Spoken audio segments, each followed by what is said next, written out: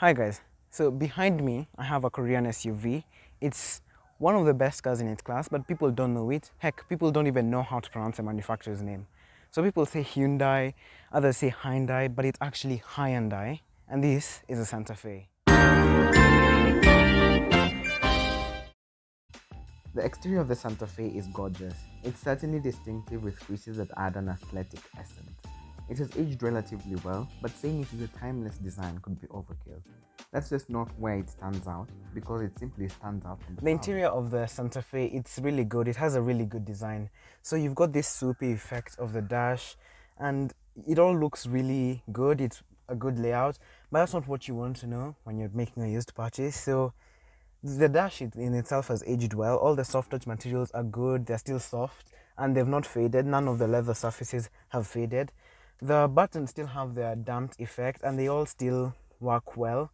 And everything works. And I think that's a testament of how far Hyundai has come. It's coming towards Honda, and really it has better quality than Toyota, and it's proving to be just as reliable. So this car has done about 80,000 Ks, and it's still really good. It's aged really well. The seats are leather. The leather hasn't faded. So is the steering wheel. It's still intact. The leather seats, they're perforated, so they have some sort of design to them, and everything has just aged well. And I think that's what I love about this car. It still feels as it did when it was new, and that's something you want when you're buying a car that you expect to last you and your family for a long time. It comes with a wide variety of features as standard. However, this mid-spec premium grade that we're testing comes with all you'll ever need, but not all you'll ever want. For that, you need the Premium SE. Still, this variant comes with features such as heated leather seats, infotainment system with sat-nav connected to a 6-speaker stereo system with Bluetooth and voice recognition, which you'll barely ever use in reality. We recommend you go for the premium grade, but if you can stretch to the Premium SE, please do. The car comes with heated and cooled leather seats, all the safety tech you need and probably want, among other features like a windscreen de-icer and a 6-speaker surround sound system made by Infinity. No, I've not heard of them either, but I think they're good because the standard system is quite capable as well. I've decided to start in the center of the Santa Fe's rear. The seat itself is actually quite comfortable. It's relatively wide and the cushion is not that stiff, so I can get quite comfortable. However, there are no central vents here behind the central armrest for the front. There are two on this pillar thingy. I know, how unprofessional. And there are two vents facing you, so it shouldn't be too much of a problem. It shouldn't be unbearable. Okay, now move on to the two outer seats. And I have to say it's quite comfortable. The headrest like this one is comfortable, and when there's no central passenger, you can place this armrest down. You can open up two cup holders and place your drinks there. There are also nets here. There's a large door bin to store your things, and I have to say it's a good place to be. The space itself, it's really good. So headroom is great. Legroom is just about enough for me, but that's because the seat is pushed quite far back. If I were to push it forward a bit, two 6-footers can sit behind one another. Yeah, I think that's about it. The quality is, well, it's relatively good. This armrest is good. However, there's still a lot more scratchy plastics as compared to the front.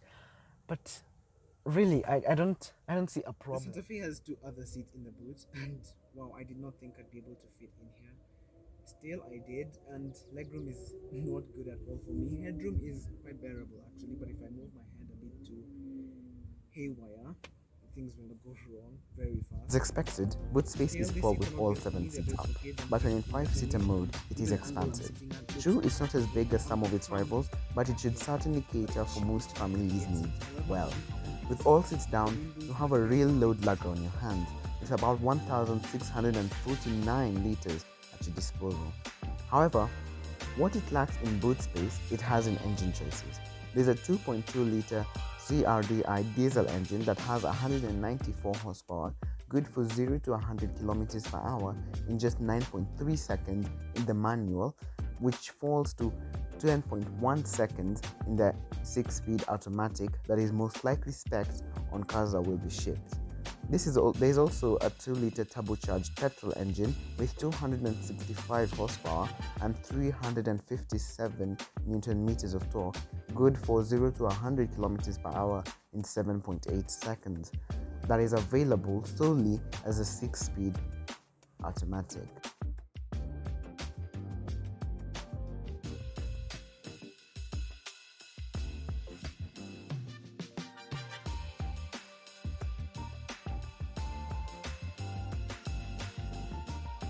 Type of car.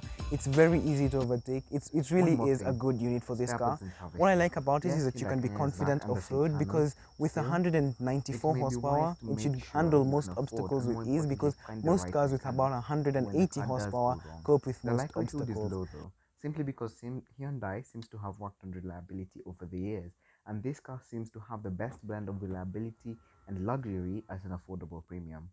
That, I think, should be a good reason to buy this car, if not its striking looks and impressive range of engines.